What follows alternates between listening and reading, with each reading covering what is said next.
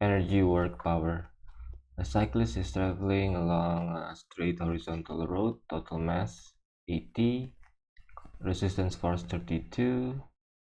When the speed is this, acceleration is this, find the power output. So just draw a simple FBD here. So we have the cyclist force and the acceleration, speed, the resistance force, mass, sigma F equals ma. We have only two forces, F minus the resistance force. Of course, we don't care about the vertical forces, the weight and the normal reaction. So the acceleration is to the right. We only use the horizontal forces. The mass is this, the A is this. We can find the F.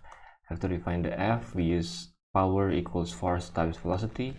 We have the force, we have the velocity, we have the power. So the final answer with the unit is 280 watts.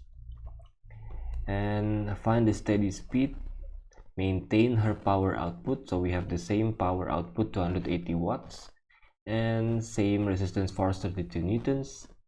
And maintain the speed means the acceleration is 0. We need to find this velocity. So force is power divided by velocity, because P equals Fv. So if we rearrange F equals P over V, we have the power, which is 280. So 280 over V is the F. We use sigma F equals 0 because the acceleration is 0.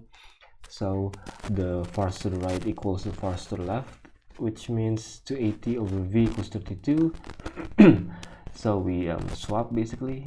V is 280 over 32. The final answer with the right unit is this. And the next part, descents.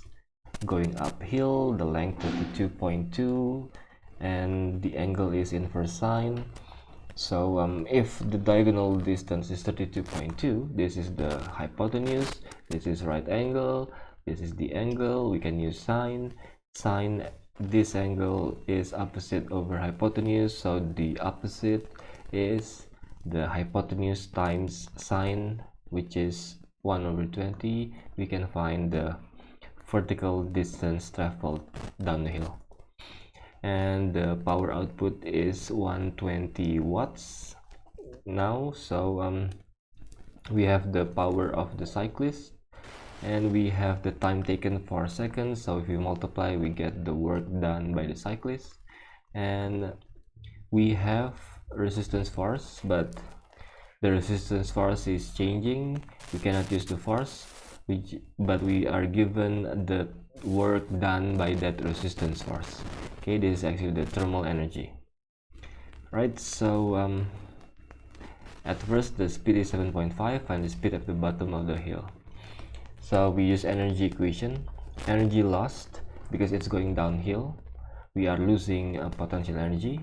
And because the cyclist is doing work, we can say we are losing chemical potential energy from the muscle of the cyclist here. So we have work done by the cyclist also as the energy lost, or the energy gained, because it's going downhill and we have some work done, which means the speed will be, well, most likely positive. Okay, so we're just gonna say the speed is bigger, so that means it is gaining kinetic energy. We'll see whether the velocity in the end is bigger, which means we're right.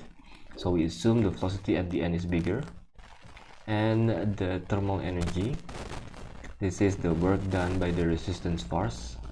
So we are given that value 1128.